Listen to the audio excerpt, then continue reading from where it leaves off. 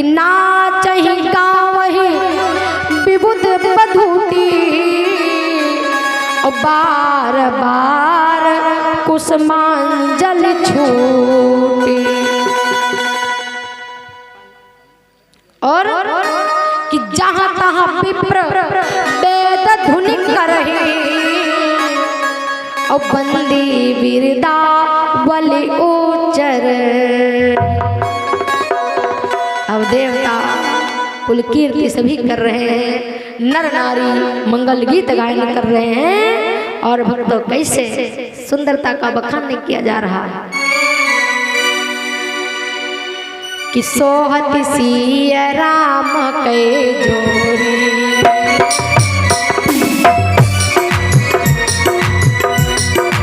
सिय राम के जोड़ी, सोहत सिय राम के जोड़ी, सोहत सिय राम के जोड़ी।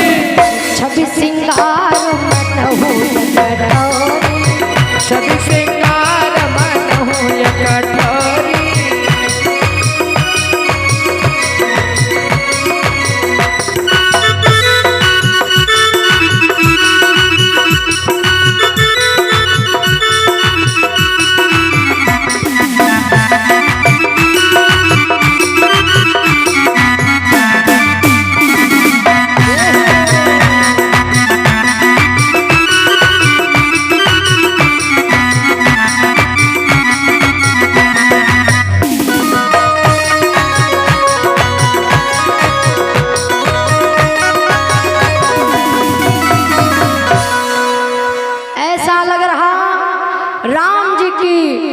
जोड़ी बड़ी सुंदर लग रही राम जानकी, बहुत ही ऐसा लग रहा भक्तों सुंदरता और श्रृंगार एकत्र हो गए हो, दोनों एक पास में हो, इतने बढ़िया। अब सखियों ने देखा, ए सीते अपने स्वामी के चरण छो, सखी कहाई प्रभु पद गहु सीता और करत न चरण परस अति क्या कह रही, चरण स्पर्श करो। लेकिन सीता जी इतना भयभीत हुई कि उनके चरण नहीं छू पा रहे। क्यों भयभीत काहे के लिए हुई, ये भी बात सोचने वाली है। राम जी को देख करके जानकी काहे भयभीत हुई।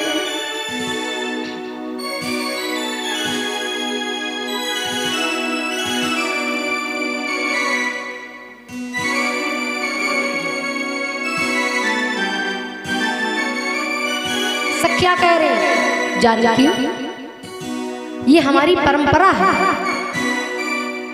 कि हर स्त्री अपने पति के चरण स्पर्श करती है। चरण स्पर्श कीजिए। अब जानकी मैया डर रही है, डर काहे के लिए रही है। जानकी जी को याद आई बात, कौन सी। जानकी सोचने लगी, अगर हमने चरण छू लिया, गौतम गति सूरत करे और नहीं परसती पग पानी। इसकी बात याद किया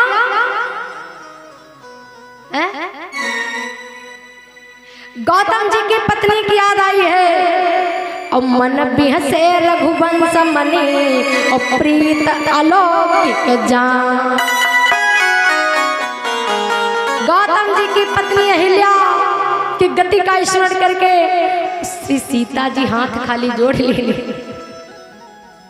दूर है, चरणों को नहीं स्पर्श कर रही हैं। और प्रभु जी मुस्कुरा रहे हैं। सीता जी के मन की बात जानते हैं राम जी, और प्रभु जी मन ही मन में मुस्कुराए जा रहे हैं। रघुकुल मणि, ये प्रेम जान करके प्रभु जी मुस्कुराए तो बाकी जो राजा बैठे थे दरबार में, अब राजा सोचने लगे, क्या सोचते हैं कि तब सिय देखी भूप अपनी लागे, तब सिय देखी रूप अति माने,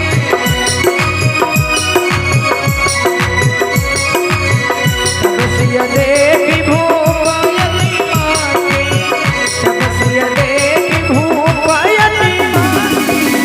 पूर कपूत मूढ़ मन आगे,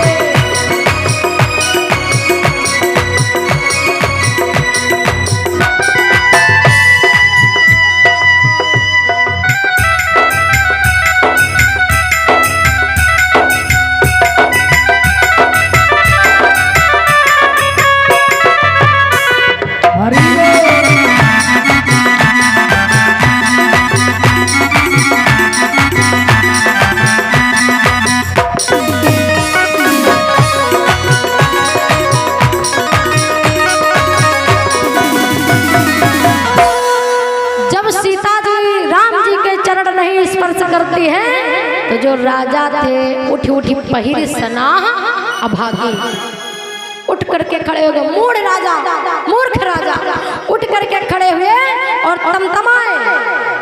अच्छा, अपने अपने कवच पहन करके, है ना, युद्ध करने के समय कवच पहने जाते, उन्हीं कवचों को धारण करके और जहाँ तहाँ अपने अपने गाल बजाने लगे, जहाँ जहाँ गाल बजावन लगे। और जब गाल बजाने लगे तो जान गए, ए भैया चलो हम जानते हैं कि लेहु छड़ाई सिय कहबो और धरी बांधो नप बालक दो। कोई कहता सीता को छीन लो,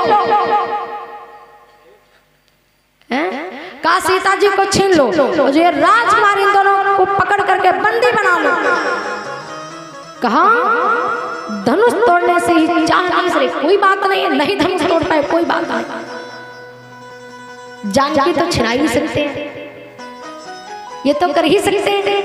तोरे धनुष चाड़ नहीं सरई और जीवत हमें कुंवरी को बरई। भाई हमारे जीते जी हमारे यहाँ पर रहते हुए राजकुमारी को, ये राजकुमारी ये दो लड़के नहीं ले जा सकते हैं, विवाह नहीं करने देंगे। भाई महाराज अब जनक जी से कहा, अगर महाराज जनक जी कुछ हमारी सहायता करें तो युद्ध के लिए हम तैयार हो जाएं।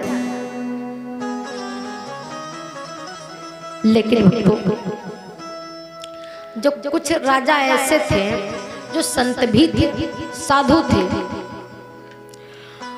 तो वह सोचते हम संत हैं तो कुछ संतों की मर्यादा का ध्यान तो रखनी चाहिए।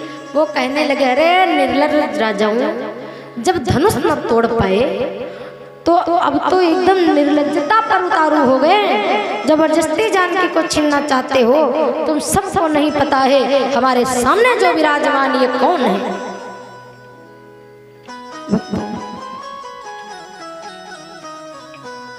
कहा सब जान गए तुम्हारा बल प्रताप पिनाक धनुष से, हम समझ गए बल प्रताप वीरता बढ़ाई और नाक पिनाक ही संग सिधाई। अरे वीरता दिखानी थी तो धनुष के साथ में दिखाते, और जब धनुष हिला नहीं पाए तो तुम्हारी नाक मतलब है, कहा तुम नाक बची रहा। लोग कहते हैं कि अपनी नाक बचाओ, अच्छा नाक का मतलब होता प्रतिष्ठा। ये सब तुम्हारा वहीं पर गायब हो गया था, खत्म हो गया था जब धनुष ना हिला पाए। अब ये क्या बातें कर रहे हो, युद्ध करने की बातें करो। अरे पुरु राजाओं शांत हो जाओ। अच्छा इधर तो सभी अपने अपने में मगन है ना। और यह आवाज किसने सुनी थी जब धनुष टूटा था? जब धनुष टूटा था तो घनघोर आवाज हुई थी ना। इस घनघोर आवाज को किसने सुना था? परशुराम जी ने। परशुराम जी सोचने लगे इतनी भयंकर आवाज, उठाया फरसा, उठाया फरसा अपना और चले कहाँ? जनक जी के दरबार में। जब जनक जी के दरबार में चले तो पहुंचे महाराज जनक जी शांति से बैठे बैठे बेचारे। जैसे ही परशुराम जी पहुंचे, परशुराम देखते बड़ी भीड़ भाड़ लगी हुई है। महाराज यहाँ पर क्या हो रहा था? तो जितना पूछा, कहने लगे परशुराम जी कि हे जनक कहो क्या कारण है, यह भारी भीड़ भाड़ क्यों है?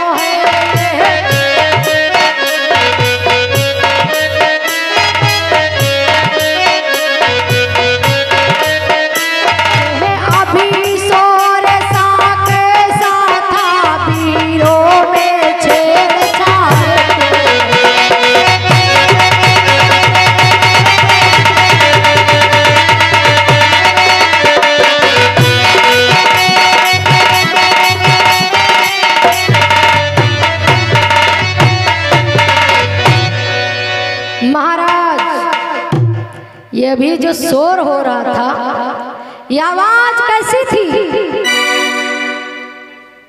तो जब इतना कहा, अच्छा परशुराम जी को देखकर सभी भयभीत हो जाते। इतना भाई क्रोधी रहते, क्रोध के अंदर भरा रहता।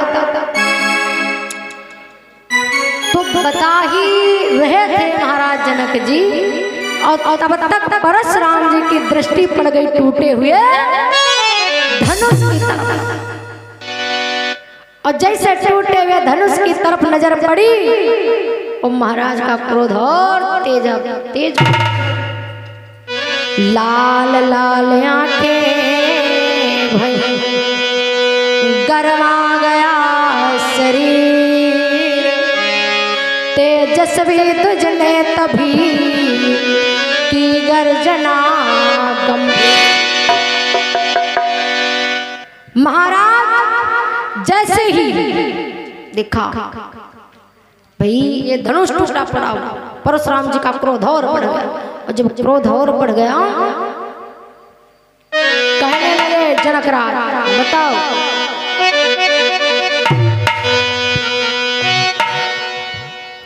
कि वो मिथिलापति अब यह बतला,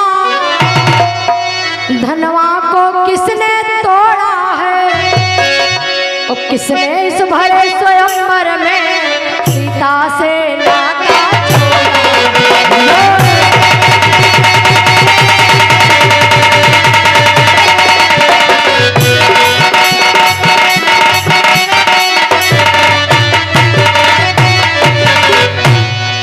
बताओ महाराज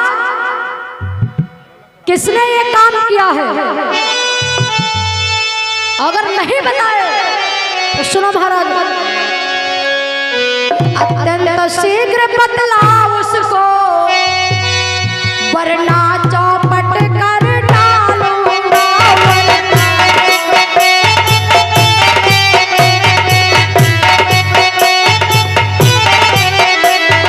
ये भी है पृथ्वी तेरी, सब उलट पलट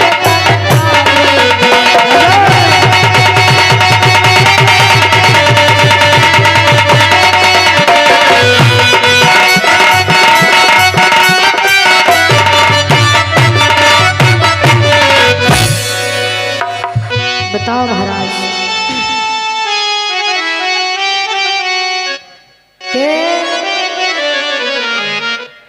ये किसने तोड़ा है?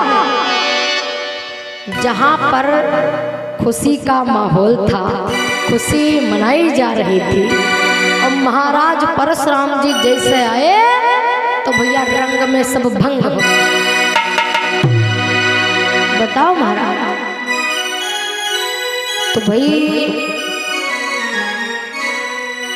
अब जनक महाराज क्या बोले, इतनी गर्जना तेज की परशुराम जी सभी भयभीत हैं। लक्ष्मण सोचने लगे धनुष टूटा है तो इनको बड़ा कष्ट हो रहा है। अच्छा राम जी ने सोचा कि लक्ष्मण कुछ कहना चाहते, तो राम जी ने कहा लक्ष्मण अगर कुछ बोलना है तो भैया दे दो जवाब, कह लो, काहे तुम्हारे मन में कोई बात रह जाए। अब जैसे राम जी का आदेश मिला तो लक्ष्मण उठ करके खड़े हो गए, और जब लक्ष्मण उठ करके खड़े हो गए तो लक्ष्मण कहने लगे महाराज अगर कोई गलती हो जाए तो मैं क्षमा करना, एक बात आपसे कहना चाहते। कौन सी बात? अरे महाराज धनुष टूटा, किसी की इमारत नहीं गिर गई है, और अगर आपको इतना दुख है धनुष टूटने पर तो हमारी बात मानो, ले जा जोड़ ले जा। जब कहा ले जा धनुष को जोड़ लो, तब तो भाई अब परशुराम जी का क्रोध और बढ़ गया और क्रोधित हो गए।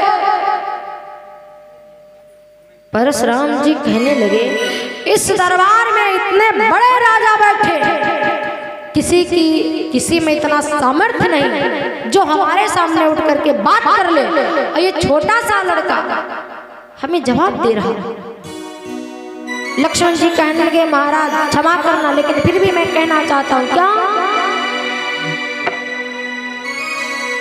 कहने लगे? महाराज सुनो कि श्रीमान तपस्वी ब्राह्मण है,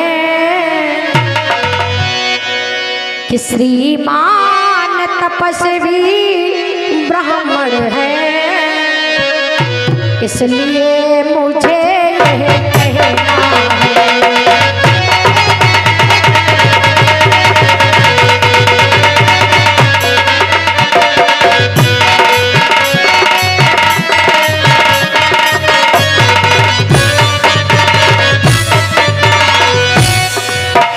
श्रीमान तपस्वी ब्राह्मण है, इसलिए मुझे यहाँ कहना है। ब्राह्मण का भूषण क्रोध नहीं,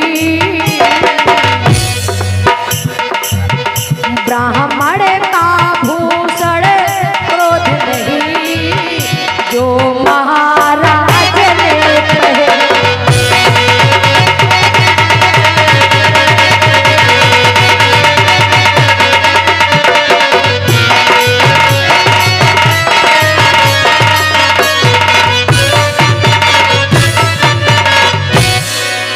महाराज आप एक विप्र हो और ब्राह्मण के गुस्सा हुए, ये भाई शोभा नहीं देता। ब्राह्मणों को क्रोध नहीं आना चाहिए। अरे क्रोध तो क्षत्रियों का आभूषण माना गया है, क्षत्रियों का गहना माना गया है, वो भी सब जगह पर नहीं। कहाँ? युद्ध क्षेत्र में, रणभूमि में। तो कहा महाराज यह गहना है रजपूतों का,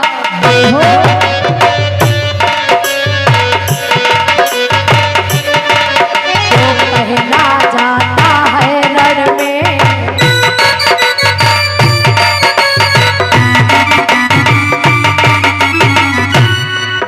अपराध क्षमा हो महामुनि, अपराध क्षमा हो महामुनि, और तेरे शांति में हमारे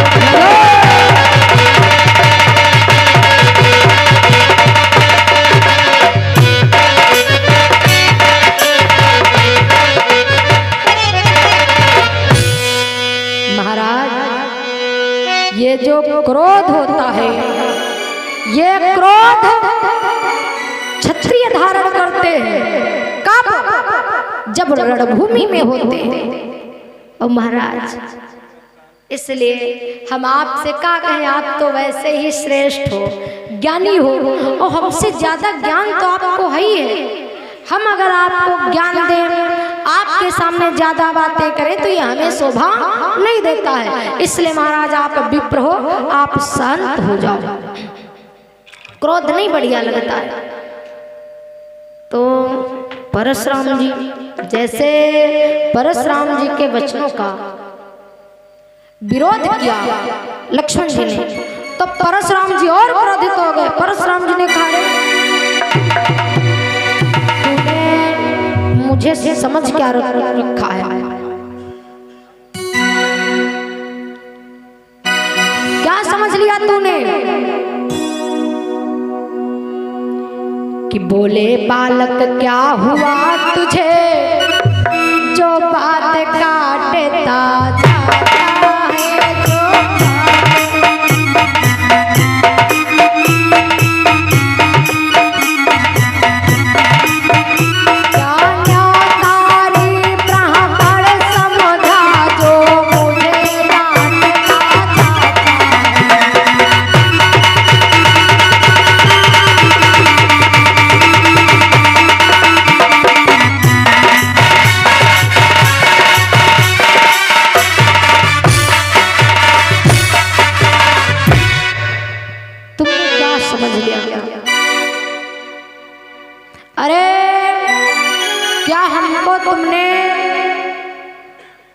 ये समझ लिया कि मैं निमंत्रण में आया हुआ ब्राह्मण हूं? न्यौतारी ब्राह्मण समझा, जो हमारी हर बात को तू काट रहा है। और सुन, मेरे बारे में तुझे नहीं मालूम होगा, ना तो तूने अभी तक मेरे बारे में किसी से सुना होगा। मैं हूं कौन, मैंने क्या क्या किया है। लक्ष्मण जी ने कहा महाराज तुम ही बताओ फिर। तो बोल पड़े परशुराम जी, कल सुनो कि मुझको सीधा ब्राह्मण न जान, मैं क्षत्रिय कुल का द्रोही हूँ।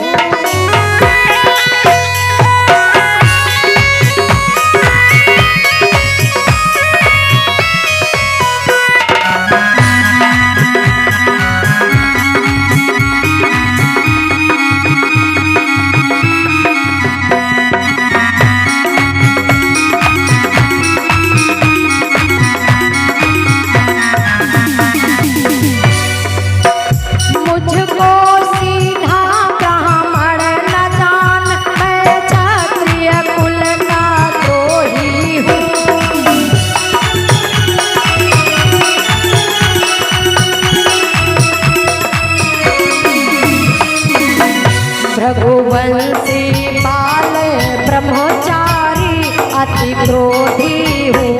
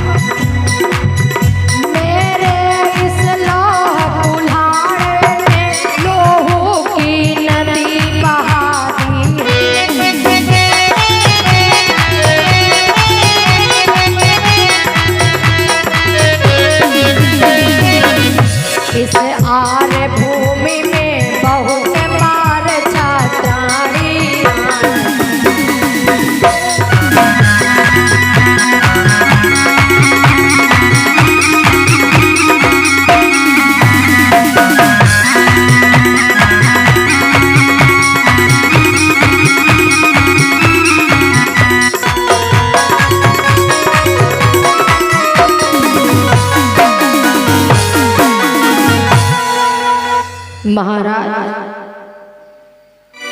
परशुराम जी कहने लगे, मेरे बारे में तुझे मालूम नहीं होगा। मैं सदा से क्षत्रियों को अपना बैरी मानता हूं, दुश्मन मानता हूं। इस पृथ्वी को 21 बार मैंने क्षत्रियों से विहीन कर दिया। तो लक्ष्मण जी कहने लगे, महाराज वैसे अपने आप ही अगर कोई अपनी बड़ाई करने लगे तो ये कोई बड़ाई नहीं है। अगर कोई दूसरा व्यक्ति आपकी बड़ाई करे तब तो ठीक है, और अपने आप ही अगर आप अपनी बड़ाई करो तो अपनी बुराई करता कौन है। अपने आप को सब बढ़िया तो कहेंगे, कोई अपनी कमी नहीं बताएगा। बताएगा भाई, अपनी कमी काहे कोई बतावेगा, है ना। यही कहेगा हमने वहां पर वो तीर मार दिया था, हमने वो वहां पर किया था, यही तो बताएगा। कहा लक्ष्मण जी ने कहा और सुना है, क्या सुना है। अरे 21 बार क्षत्रियों से पृथ्वी को विहीन कर दिया, ये तो बता दिया, लेकिन ये नहीं बताया कि तुमने अपनी माँ को मार दिया था, तुमने अपने भाइयों को मार दिया था। ये भी बता देते। अपने घर में ही, अरे भाई अपनी माँ को कौन मार सकता, और तुमने तो अपनी माँ को खत्म कर दिया, अपने भाइयों को मार दिया, ऐसा तो कोई नहीं हुआ होगा। अब परशुराम जी सोचने लगे, ये तो मेरी बात, हर बात का मेरी जवाब दिया। परशुराम जी कहने लगे, माँ क्या कोई भी हो, जहां पर अनुचित होगा तो उस चीज को हम बर्दाश्त नहीं करने वाले। ऐसा कर तू शांत हो जा, अगर तू मेरे हाथों से मरना ना चाहे तो तू अपनी जगह पर शांत हो जा। मैं चाहता हूँ कि हमको बाल हत्या का दोष ना लगे, पाप ना लगे, इसलिए हम तुझे बार बार समझा रहे हैं कि तू शांत हो जा, ज्यादा क्रोध बढ़ाना ठीक नहीं है। तो राम जी सोचने लगे, महाराज तो इतना ज्ञानी है और फिर भी ये अज्ञानियों जैसी बातें कर रहे हैं। प्रभु श्री राम जी भक्तों उठे और कहने लगे, महाराज क्षमा कर देना, लेकिन एक बात आपसे कहना चाहता हूं। क्या?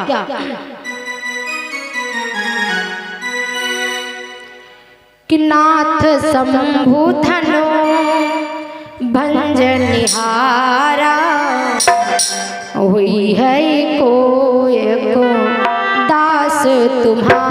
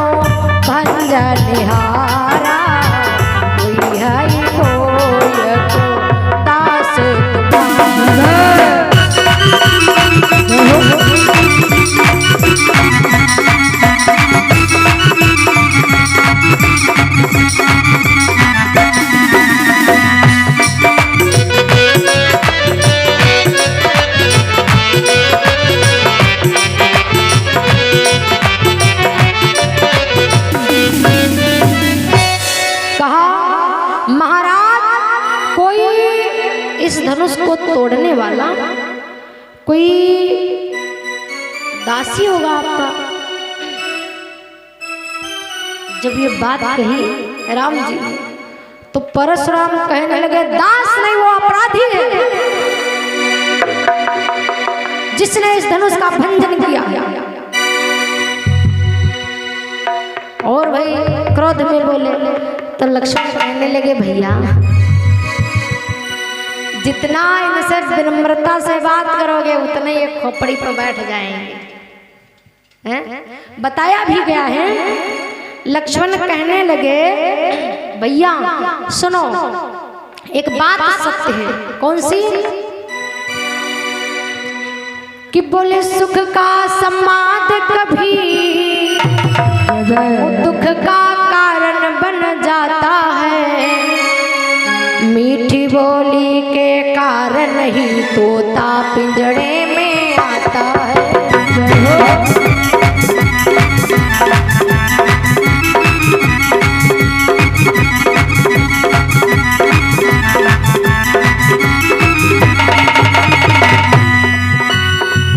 जो अति का मीठा होता है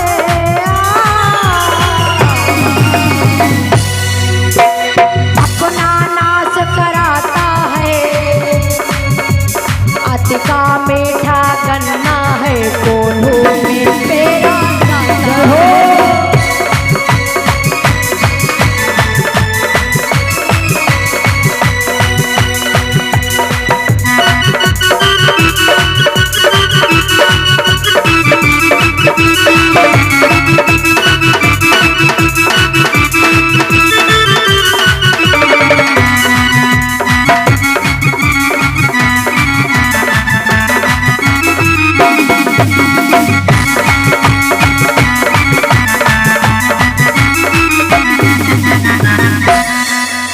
कहा कोई भी हो, अगर किसी के सामने आप ज्यादा विनम्रता से बात करोगे, जितना ही ज्यादा आप भाई उसके सामने झुकोगे ना, उतने वो खोपड़ी पर बैठेगा। अगर कोई भी व्यक्ति एक बार आपसे कुछ कहे, आप उसे पलट कर जवाब दे दो उसी के हिसाब से, तो सोचेगा इसका मतलब अगर इसको एक बात सुनाएंगे तो ये 4 सुनाएगा, इससे बढ़िया कि इससे दूरी बनाएगा। वही ठीक है। परशुराम जी, जब राम जी ने कहा कोई आपका दास होगा, परशुराम जी कहते हैं दास नहीं अपराधी होगा। तो लक्ष्मण कहने लगे भैया इनसे ऐसी भाषा में बात करना ठीक नहीं। परशुराम जी ने कहा तू शांत हो जा, ये मेरा कुल्हाड़ा देख रहा है, तू मरना ही चाहता है। तो लक्ष्मण जी कहने लगे महाराज बार बार भाई ये काहे हमको डरा रहे हो, धमका रहे हो, और सुनो हमारे बारे में भी आपको मालूम होना चाहिए। लक्ष्मण ने कहा महाराज कि यहाँ कुम्हाड़ा पतिया को नहीं,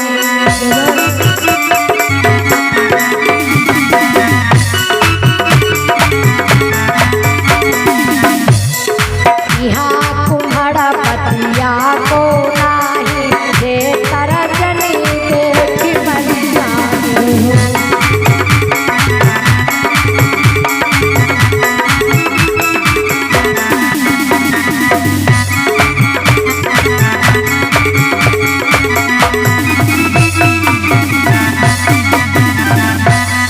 हम कोई, लक्ष्मण जी ने कहा हम कोई कद्दू की बतिया नहीं है।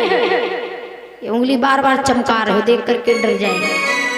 गांव में माताएं कहती नहीं है, जैसे कद्दू के पेड़ में जब छोटी सी बतिया पड़ती है तो अगर माताएं कहती कि इसकी तरफ ये उंगली मत करना, इस उंगली का नाम आप सबको मालूम होगा, क्या कहते? तर्जनी। अच्छा, 5 के नाम पता है? किसको मालूम है? अब यहाँ कोई शर्म वाली बात है?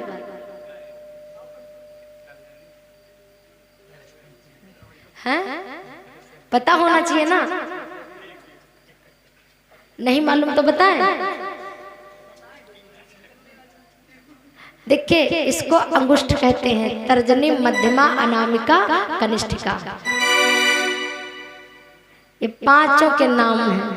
अच्छा, तर्जनी उंगली का मतलब क्या होता है? यहाँ पे ये लड़ाकू होती है ना। लड़ाकू कैसे? जब किसी से कोई बातचीत होती तो ज्यादातर लोग कहते तुमका देख लिया कहते हैं। इसका मतलब ये झगड़ा लगाने वाली है ना। अच्छा, एक बात ये भी है कि जो माताएं कहते हैं कि कद्दू की बतिया छोटी सी हो तो बच्चों से खास कर कहती भैया ऐसा करे, एक ही तरफ या उंगली न दिखाई और सुखाई जी। इसका मतलब ये बात सही होती होगी है?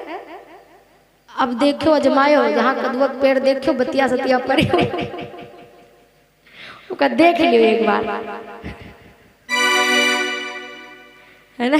और फिर जी का पेड़ हुई। हाँ, और जनती हो माता है, जो हमारी माता होती गाली कैसे देती हो? सूर्य भगवान की तरफ ऐसे करती तुम देखियो कहते। हाँ,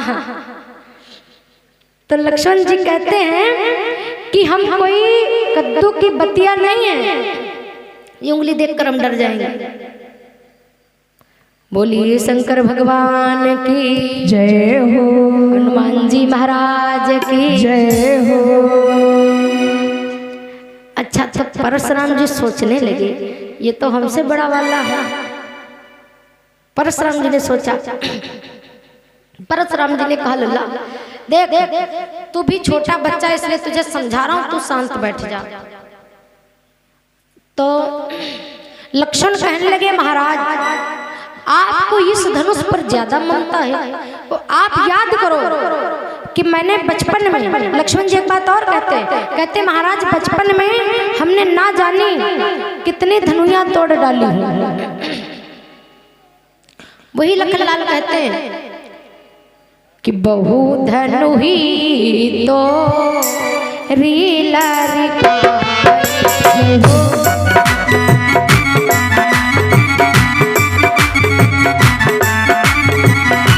बहु धन ही तो